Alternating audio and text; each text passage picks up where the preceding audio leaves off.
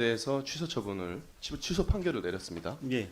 이제 방통위 2인 의결의 절차적 위법이 있다라는 것인데 예. 방통위가 여기에 즉각 항소 뜻을 밝히셨어요. 예. 예, 그 입장 짧게 한번 말씀 부탁드리겠습니다. 일단 그 해당 판결의 내용에 대해서 수긍할 수 없었기 때문에 바로 항소를 했고요. 해당 판결에서는 기초적인 사실관계에 대한 오류조차도 그대로 드러나고 있었습니다. 1월 9일은 저희들이 처분을 한 날인데 1월 9일에는 대면 회의가 없었습니다. 1월 9일은 처분이 있었을 뿐인데 1월 9일에 마치 어떤 대면 회의가 있었던 것으로 표현이 되어 있습니다. 그리고 저희들은 대면 회의를 한 적이 없습니다. 서면 회의를 했을 뿐인데 그 서면 회의조차도 1월 20일입니다.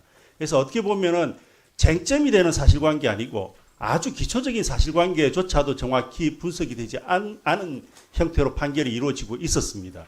그리고 방통위와 방심위의 양 기관의 성격에 대해서도 충분히 이해하지 못한 판결이라는 것이 저희들 생각입니다. 그러니까 어쨌든 기초적인 사실관계에 오류가 있었고 방통위와 방심위의 성격 자체에 대한 이해도 없었다 이런 말씀이시죠? 좀 더 첨언을 드리면요. 네. 방심위 같은 경우에는 별도의 독립된 민간 기구인데 그 판결문에서는 내부 기구로 표현을 하고 있습니다. 그 부분은 방심위가 방통위에 대해서 어떤 의미를 가지는지에 대한 충분한 이해가 없었기 때문에 나온 표현이라고 생각하고 있고요. 그러한 기본적인 기초 사실조차 파악하지 못한 상태에서 이루어진 판결이기 때문에 저희들은 수긍할 수 없었고 그래서 바로 항소를 한 것입니다. 알겠습니다. 어쨌든 사법부의 판단은 존중돼야 하는 것이 마땅하지만 이번 판결은 문제가 좀 있는 것 같습니다. 애초에 2인 체제는 민주당의 상습 탄핵과 위원을 추천하지 않고 있는 것이 원인인데 재판부가 이 부분에 대해서도 면죄부를 준 것 같아요. 정치 판결이라는 생각이 드는데 그리고 대선을 앞두고 벌어진 희대의 사기극 그러니까 김만배 신앙립 허위 녹취록 보도를 하게 된 뉴스타파와 그리고 이것을 사실관계 확인 없이 그대로 여과 없이 보도한 MBC에도 어떻게 보면은 면죄부를 준 판결이다라는 생각이 듭니다. 그래서 민주당이 위원을 추천하지 않아서 반쪽짜리가 된 기관이 한두 개가 아니죠. 방통위가 그렇고 방심위가 그렇고 헌법재판소가 그렇고 더 나아가서 북한인권재단도 지금 8년째 출범하지 못하고 있습니다. 2인 체제 의결이 위법하지 않음을 입증하는 사례도 여럿 있습니다. 헌법재판소가 민주당이 재판관 후보를 추천하지 않아서 지금 이제 마비 상태가 될 지경인데 현재는 방통위원장 탄핵 심리를 계속하기 위해서 최근에 그러니까 지난 14일이죠. 헌법재판소법 효력 중지 가처분 신청을 인용했습니다. 지난 5월 KBS 수신료 분리징수 사건 역시도 방통위가 2인 체제에서 의결했지만은 이것은 헌재가 합헌 결정을 내렸던 거죠. 그리고 민주당이 얼마 전에 방통위 회의 개의 요건을 2인에서 4인으로 상향하는 방통위법 개정안을 발의한 것 또한 2인 체제가 위법하지 않다라는 것을 스스로 인정한 것이 아닌가 이런 생각도 드는데 직무대행님 이번 판결이 1심이지만은 벌써부터 언론노조 KBS 지부가 2인 체제에서 의결한 KBS 이사회를 인정할 수 없다고 하면서 사장 선임을 중단하라고 지금 파업에 들어가지 않았습니까? 앞으로도 이 판결로 인해서 파생될 불필요한 소모가 많을 것으로 예상이 되는데 조속히 저는 이 2인 체제가 위법이 아니다 혹은 탄핵 심판 또는 법원 판결을 통해서 이런 것을 이제 입증해내고 혼란을 잠재울 필요가 있다라고 생각하는데 그래서 방통위를 조속히 정상화해야 된다. 예. 잘 대응해 주실 것을 당부드리겠습니다. 예, 이어서 한 가지 또 질의를 드릴 텐데 대한민국에서 국가보안법 위반 심각한 중죄입니까 아닙니까? 예, 중죄라고 생각하고 있습니다. 자칭 목사 호소인 최재형 씨를 아시죠? 예, 뭐 언론을 통해서 알고 있습니다. 북한을 찬양 고무해서 국가보안법 위반 혐의로 수사를 받은 전력이 있는 인물입니다. 예. 이 사람이 창간 멤버로 있는 프레스 아리랑이라는 매체가 있는데 지난 7월에 경찰은 프레스 아리랑의 국가보안법 위반 혐의로 편집자의 자택을 압수수색했습니다. 예. PPT 보시겠습니다. 이 매체의 기사들을 제가 살펴봤는데 북한의 통전부가 적어준 내용을 그대로 옮겨놓은 수준입니다. 이게 뭘 의미하느냐? 그 결국에는 최재형 씨 내지는 그 매체의 관계자들이 북한 정권하고 소통하고 있다라는 말과 다르지 않습니다. 더 큰 문제도 있습니다. 최재형 목사가 부사장으로 했던 통일TV라는 매체가 있는데 이게 KT가 지난해 국가보안법 위반 우려로 통일TV의 송출을 중단했습니다. 이거 관련해서 그리고 이 사람들이 중단했음에도 불구하고 유튜브로 활동 무대를 옮겨가지고 여전히 지금 활동을 하고 있거든요. 예. 관련 보도 잠깐 보시겠습니다. 유튜브 영상입니다. 북한 의사들을 미화하는 조선중앙TV의 영상물을 소개하고 자기의 피와 살도 소슴없이 바치며 온갖 종성을 다해서 마침내 기적을 창조했던 것입니다. 진행자들은 야간 노동에 동원된 북한 청년 돌격대 이야기도 전합니다.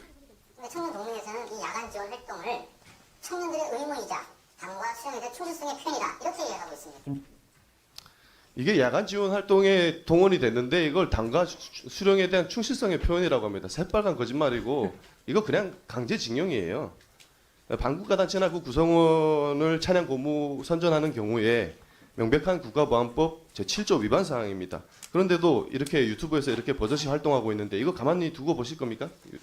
방심위에서 적절한 심의를 통해서 제재 조치를 요청한다면 그 부분에 대해서는 저희들이 위원장, 유일임 위원장님, 예. 이거 즉각 제재 조치 해야 되지 않겠습니까? 예, 저희들이 그 경찰청하고 국가정보원이 심의 요청한 사안에 대해서 심의를 하고 있는데 이 부분에 대해서도 적극 협조해서 예, 관계기관과 적극적으로 대응하도록 하겠습니다. 네, 이게 현행 정보통신망법상의 약간 절차적인 어떤 어려움이 있는 것으로 알고 있는데 이것을 개정해서라도 저는 수사기관의 장애 요청이 없이도 방심위가 즉각 심의 시정 조치할 수 있도록 절차를 간소화할 필요가 있다고 생각하는데 김태기 직무대행님 어떻게 생각하십니까? 예, 해당 부분 필요한 부분들이 있으면 저희들도 역할을 할 수 있는 부분을 찾아보도록 하겠습니다. 그러니까 이게 정부의 관리가 소홀한 틈을 노려서 이렇게 통일TV 같은 여러 정복주의자들이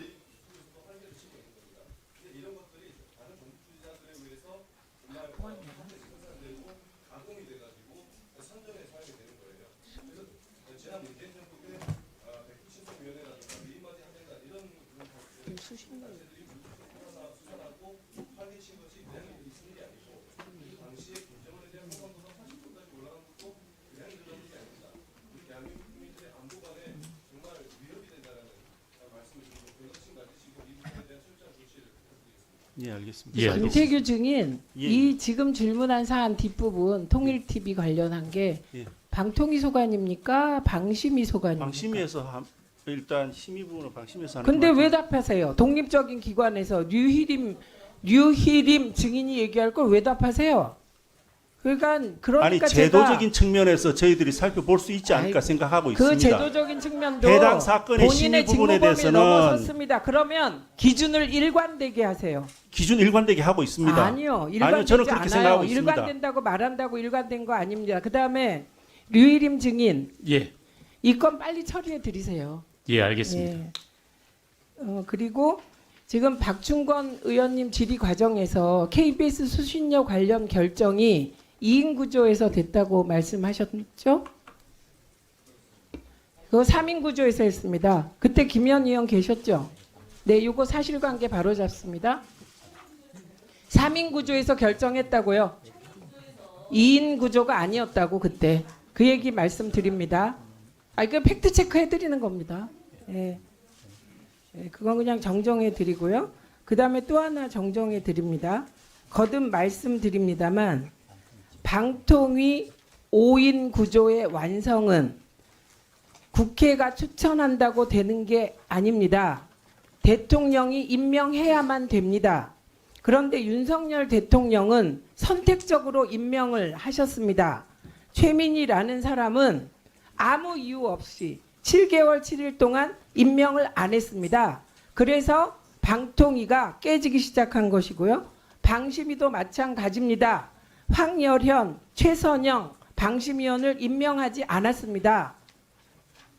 모든 게 여기서부터 시작된 겁니다. 그러니까 사실관계를 확인하시고 게다가 이거는 최민희라는 사람이 이 자리에 있지 않습니까 지금?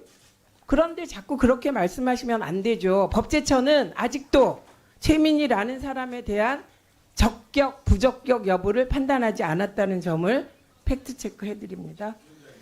조인철 위원님 질의하십시오.